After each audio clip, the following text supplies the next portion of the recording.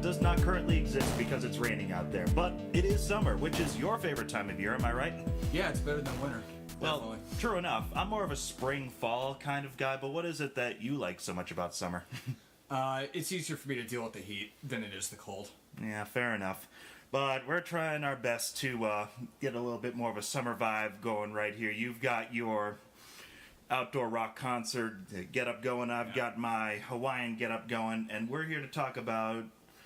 Well, we really couldn't decide on one particular game this episode, so we decided to do two. And they're two Dreamcast games. It's a Dreamcast duel!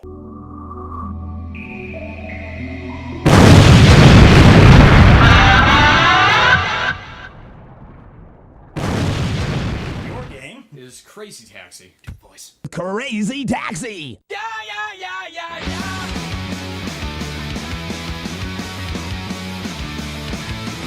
And yours is... Oh, I'll do the voice. Hydro Thunder! Oh, that one, okay. Yeah. Hydro Thunder!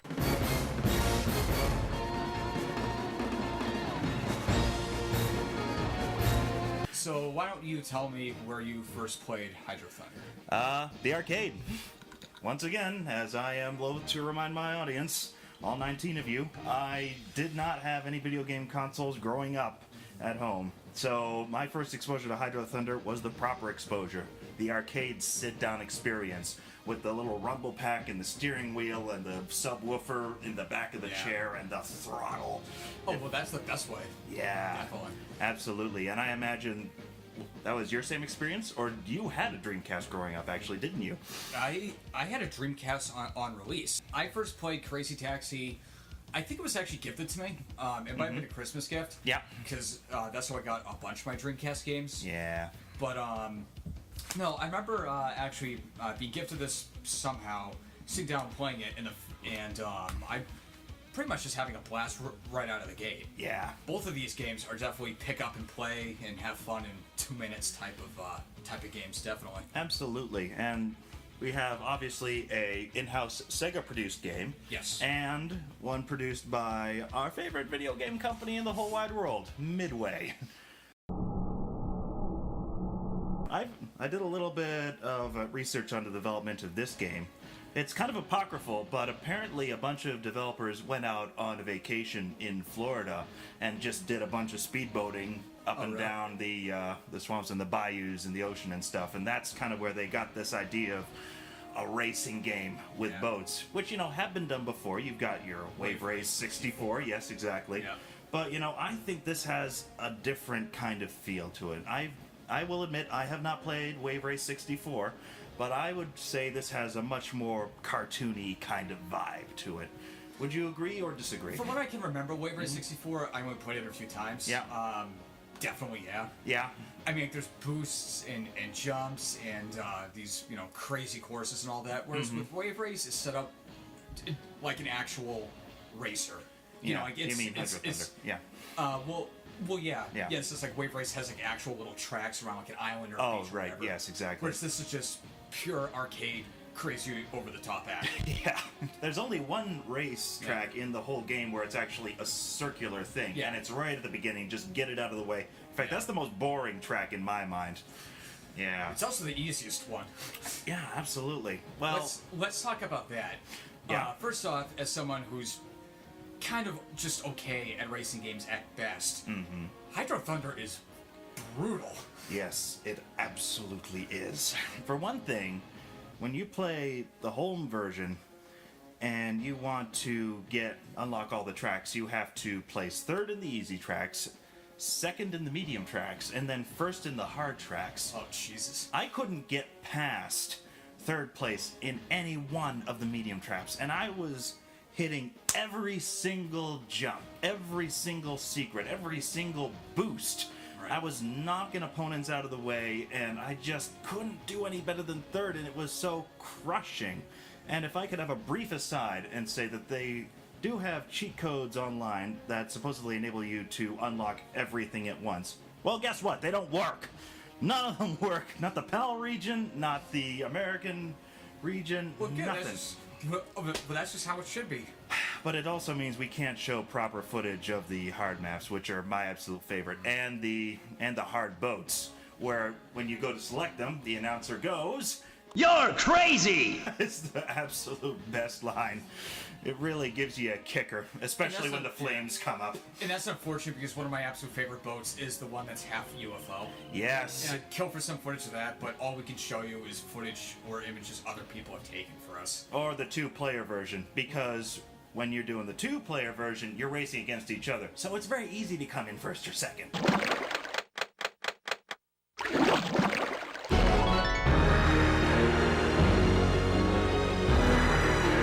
Hydro Thunder! Choose your track! I could be Double Agent in GoldenEye all day. Yeah. But somehow racing games just murder me. I don't know what it is. Yeah, which is an interesting point of comparison here, because Crazy Taxi, technically not racing against anybody else, you're racing against the clock. Yeah, you're racing against time. You're dropped into this, town that's more or less San Francisco. Yeah, let's be honest, yeah. Fantasy San Francisco. You're given people to drive next to, you pick them up, and then you go to other places in town. Mm-hmm. Given a limited amount of time, which you can actually set in the options, to be a little more forgiving. Yeah, there are a lot of options in this game, which I really appreciated. They give you a lot of stuff. They give you a lot of trial modes, challenge modes. They really pack this game to the gills, I feel. Yeah. And that's something we'll get into later. But it's not just getting someone to a location, but you're rewarded for reckless driving, which is More or good. less, yeah. It kind of reminds me of a system that would later be popularized in Burnout, where like you got points if you got a near miss. Meaning, like, if you drove in the opposite lane and cars just barely skimmed by you, not colliding with them, but, like, just missed them, you would get bonus points. Yep. And Crazy Taxi kind of has a similar setup where if you drive next to oncoming traffic, you get points. If you go off a jump, you get points. If you jump over cars, you get points. Well, Yeah, just absolutely. combine the two. And of course, the more points you get depends on how fast you get to your objective. Yep, and So- you also get money and time. That's your main. Those are your main two things in the game. Yep. There's no health bar or anything like that. It's just your high score is how much cash you get from your passengers. Yep. Alright, it's time to check out how you did today. Now let's take a look. Class D license. I can't believe it. Was that your best? But perhaps this is a good time to bring up a little compare and contrast contest that I've compared. Not necessarily to determine a winner, but that's mostly because I know I'm going to win. All right. So, first category I've got for comparison here, who has the best controls? And I will be perfectly honest, I think it's difficult to determine, because I'm not sure how many control schemes Crazy Taxi has. I think it may just be the one.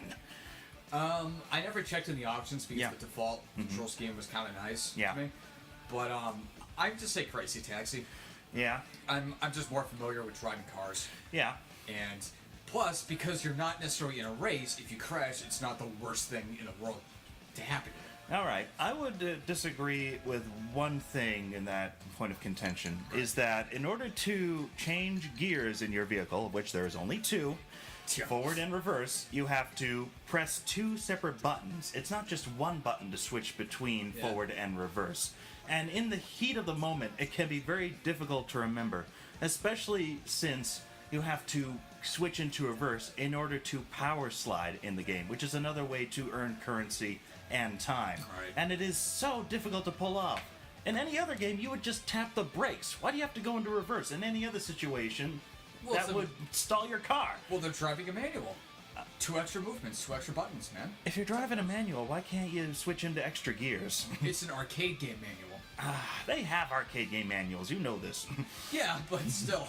Fine. I guess they just kind of wanted to replicate the sensation of driving a manual. But yeah, like you're right. It is kind of done in a strange manner. It really is. Now, I will say... I never had a problem because I never needed to brake. Yeah, okay, fair enough. Well, my controls, you have one of two options, worse and slightly more worse. Really? I'll be honest. I mean, the thumbstick on the Dreamcast controller, of which my assistant, the couch, is handing to me right now, it's very sensitive for Hydro Thunder. Fortunately, in the not-so-worse control scheme, you can also use the directional pad for very slight movements, and you can also use the triggers, which are analog, to control your speed and brake. There is actually a brake on the boat. Yeah. Which is also very helpful for the jump move, which if you want to get anywhere in this game, you need to learn how to do. Jump move. Let your finger off the accelerator, immediately tap the brake, and then hit the boost. Now, I'm correct in assuming that this isn't even a listed move in the manual. Oh, it is. Oh, it is. Oh, yeah. Okay. For some reason, I thought it wasn't. Yeah, but unlike Crazy Taxi, which again we'll get to later with the bonus content, there are no tutorials in Hydro Thunder to teach you how to do that. Ooh, that's the thing. That is a problem. So I would agree with you. It is a very slim thing in my mind, but I think Crazy Taxi wins in controls overall. Hey. Now, level design. Crazy Taxi has 2 levels. Original and Arcade. not. Yeah. Yeah. The level design in Crazy Taxi isn't a real level design. Yeah. Well, I don't want to say that, but it's more or less you're in a city, have fun. That's it. And you initially weren't even sure if there were 2 maps. You just thought. When I started doing the review, because up until my life, all I'd ever played in Crazy Taxi was arcade, and then I went to original, and I thought I was in a different part of the same map, but it's actually a different map, and I didn't realize that. So Yeah. where the hell is everything that I'm used to? Yeah, not only that, but some of the landmarks in this game are somewhat dated. I mean, Pizza Hut's still around, but then you have other stores like FIFA or... FIFA. Well, FIFA's still around. Oh, okay, I haven't seen it around. Yeah, no, I mean, like that with the music and the... I mean, like, look at the cover. Yeah. For God's sake, the guy's got green hair, wearing a Hawaiian t-shirt. Yeah, he looks like Jared Leto's Joker before he transformed. It's more or less an incredibly late 90s, early 2000s style they're going for, and, well, some of the product placement reflects that, but that's just how it is. Yeah, and I would say that Hydro Thunder has quality and quantity because there is a huge variety and creativity in the maps. Think about Arctic Circle, where you cruise past the cruise ship and through ice caves. Think about Lake Powell, where you're cruising over Hoover Dam at the very end, and over a railroad track if you're boosting at the same time. Is one of the maps like post-apocalyptic New York City? Or Yes, something like that? because you gotta have post-apocalyptic New York City in anything you do. Yeah, it's... When they went arcade with the game, they went full-on, completely over-the-top arcade. So Yes, I credit think where it's due. I think that kind of works in his favor. It's still more interesting to look at than white buildings, clear blue sky, and, KFCs. You're crazy. Next category, quality of arcade port. Right off the bat, starting with negative points on Hydro Thunder. Again, because of the difficulty you mentioned, and because of the boring load times. I'm gonna do an edit right about here to show you exactly how long it takes to get from menu screen to the level. It's first you select your game mode, first or second player, then you select your track, then you select your boat, and then after about 30 seconds the game begins. And if you want to restart the race, get ready to do it all again. Choose your track. Lake Powell.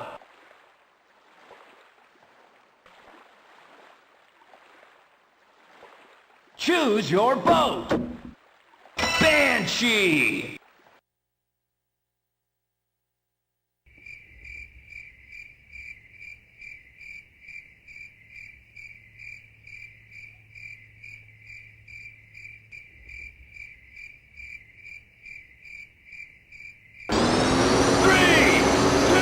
And also, there's no music. There's nothing to keep you pumping. I don't know if you remember, but after you select your boat in the arcade version, that you can hear like announcer guys and your pit crew going, "Engines go, electrical systems go." Here, there's nothing. Absolutely nothing. Really? No, it's boring. It doesn't get you in the mode at all. Crazy Taxi, Crazy Taxi. Very quick load times, lots of music on the menu screens. Yeah. It is much more engaging, I think. More or less, from what I remember, Crazy Taxi is a straight port of the arcade game. Yes, absolutely. Like a straight up. This is the arcade game on your home system. Yeah. That looks like it was tinkered with a little bit, probably for the sake of replayability. Because like let's be perfectly honest here, arcade game ports have a problem where you bring it home and you run through the entire content in about an hour or two. Yeah. Because what you put a few quarters in for some mess around time is a lot different when you're actually sitting at home determined to play through the whole thing, and that's just how it's always going to be. It was like Midway attempted to kind of get around that. Their attempts may have not been so successful. Well, they ported this. They gave this to another company to port to the consoles. Eurocom? No, I don't think that was it. But Sega did this straight up. Sega just did this straight up, and it's more or less exactly like the arcade. And because it's kind of a free roam, go where you want to, pick up who you want to, it kind of works in its favor a little more. Without having the content, because you're kind of pressuring yourself, like, oh, I want to beat my high score, or I want to do something like that. Yeah. In that case, it kind of works in Crazy Taxi's favor, whereas it doesn't work so much in Hydro Thunder. Hey! Next category, simulation. How much does it feel like you're driving an actual car/boat? Again, I want to bring up the forward-reverse thing in Crazy Taxi. Yeah. I mean, like, I drive manuals, and it doesn't really feel like a manual. No. I know what they were going for, but it's not exactly a perfect thing. No, it's... Plus, I mean, if I hit a car, the car usually doesn't go bouncing in another direction. It's not so much that, it's the fact that whenever you go on dirt, for me, you lose all traction and you start fishtailing like crazy. Even if you gently try and goose the throttle to try and get a little bit of traction. Maybe it's just me, but it doesn't feel right. It's not Gran Turismo, that much is obvious. No, absolutely not. And that's not what they were going for, granted. But I think there's a balance that you can find somewhere that I actually think Hydro Thunder did a much better job hitting. Because, as you said, it doesn't really feel like a car because the boat drives from the rear. And this thing absolutely feels like that. Granted, these things are going like 200 miles an hour, which is what no boat could possibly do without smashing into a wall and destroying itself. Not on these tracks. No, certainly not. And these boats also have some sort of electrical boost system that knocks your opponents out of the way. Or frequently right back in front of you, which is no help whatsoever. But as you learned on the medium tracks. So frustrating. Right. But Not to remind you too much of your failure. Oh, I know you like that. Anyway, it feels a little more true to life, even in spite of the cartooniness. Yeah. Because I can plan my turns ahead of time. With Crazy Taxi, it just feels crazy. Also, I figured it out. What? Well, I mean, with Crazy Taxi, the cars handle okay, but they all feel like Volvos. Yeah, they all feel the same. Where they're all very front heavy and kind of like driving from the front. It's not bad, and I guess I prefer it to Hydro Thunder because driving a car versus driving a boat, I'm more used to handling a car. Yeah.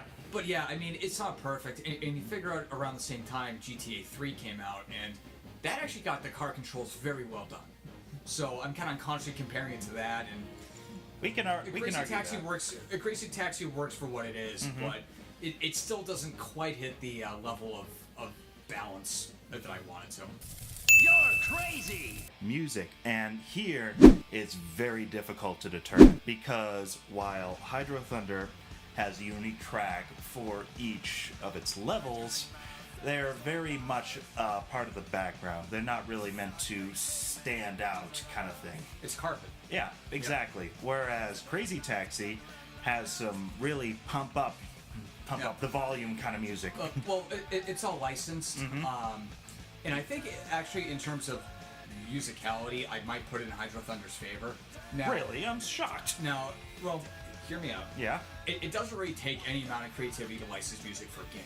Okay. That's kind of my big problem with, like, back in the day, if anyone remembers EA tracks for Burnout, when they switched from the original music to just licensed songs, it always kind of rubbed me the wrong way. Now, granted, the music of this game is great. It pumps you up, it gets you moving, provided by The Offspring and Bad Religion. Yeah. Offspring is one of my favorite bands of all time, I love hearing them in a video game too. But Hydro Thunder, I can definitely appreciate that, like, they try to give original music for each track. So, on a basis of creativity, I would put it in Hydro Thunder's court. Just kind of for that alone. In terms of actually getting me into the game, Crazy Taxi works because, like, right off the bat, you start the game up, and hear Dexter Holland from the Offspring go, yeah. And then, boom, you're off, just driving around having fun. Yeah, it's the It works perfect perfectly thing. for what it's supposed to do. Yeah, it also gets a bit repetitive though because there's only like 6 tracks in the entire game, unfortunately. There's 8 tracks licensed. One of them's for the menus. Yes, 7 exactly. tracks in gameplay. 3 of them are the Offsprings. The other 4 Bad Religion. So I hope you like them. Yeah, so I guess it's a matter of choice. So if you like music that enhances the atmosphere without getting in the way, then go for Hydro Thunder. If you like The Offspring and Bad Religion and nothing else, Yes, if you like 90s skate punk, Yep. you will like Crazy Taxi. If you don't, it might just grate on you. yes, exactly. And it will start to grate no matter what because, again, only 8 tracks in the entire game. You're crazy! Next, the voice acting. And this has become a bit of an interesting treasure hunt for us because we tried to hunt down the voice actors for each of our respective games. And I came up with nothing. And so did I, for Crazy Taxi. And near as I can figure out, it's the guy who voices Axel, aka Jared Leto's Joker, driving a taxi, or the BJ guy, the black guy with the sun hat there. Yeah. I couldn't figure out who it is because IMDb and no other website, not even in the instruction manual, lists who the announcer is. And he's the guy they always remember. They just Hey! Yeah. Bit of a trivia. That voice apparently was a homage to what was it, Wolfman Jack, the radio DJ? Oh, okay. Yeah. Yeah, which makes a bit of sense. Right. Yeah, but I was able to figure out who the announcer for Hydro Thunder is, and my Couchly assistant is handing me the information. His name is Brian Silva, and he actually has a pretty long pedigree when it comes to video game voiceovers. Oh, really? He has done stuff in the Burning Crusade expansion for World of Warcraft. He did voices in Ready to Rumble Boxing 1 and 2, and NFL Blitz 2000. But I'm afraid that even though we couldn't figure out who it is, the mystery man for Crazy Taxi wins, and there's a very important reason why. Why? Because Brian Silva did the voice for Bubsy. Oh, well.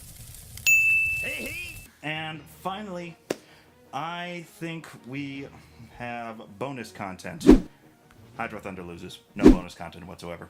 I mean, it has stuff to unlock, like a mini Titanic, but if you can't get to it, it's no fun, is That it? doesn't mean that it's not there, though. Yeah, but there's a limit to which I'm willing to put in a certain amount of effort in order to achieve a certain result.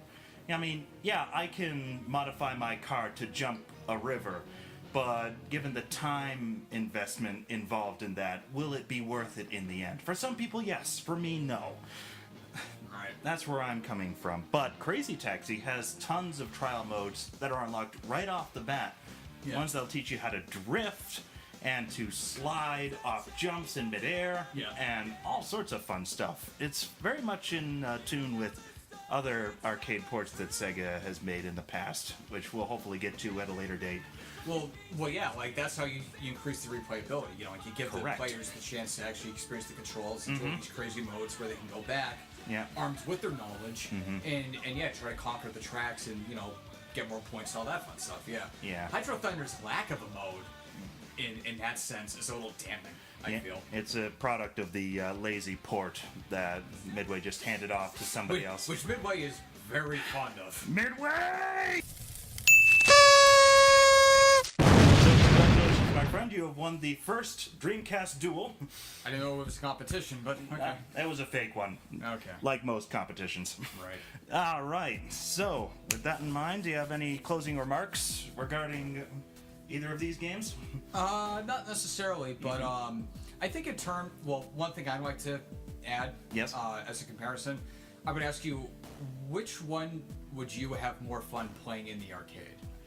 Oh, that's a tough decision because honestly, the forward reverse controls in Crazy Taxi that I was bitching about earlier, much easier to figure out in the arcade because you actually have a stick shift. Stick to work with. Yes, absolutely. So it's a real challenge. I would say that I think I would actually have more fun with Hydro Thunder. I would too. I think that Crazy Taxi makes a better port because it's easier to sit down with a single player and have fun with. Yeah. with arcades, especially, you know, if you're not some friendless loser and you actually go with your buddies. Stop making self-deprecating remarks, Julian. The only time I ever gone there was with you. Okay. I mean, you practically weren't visible, but hey, I mean, you're still there.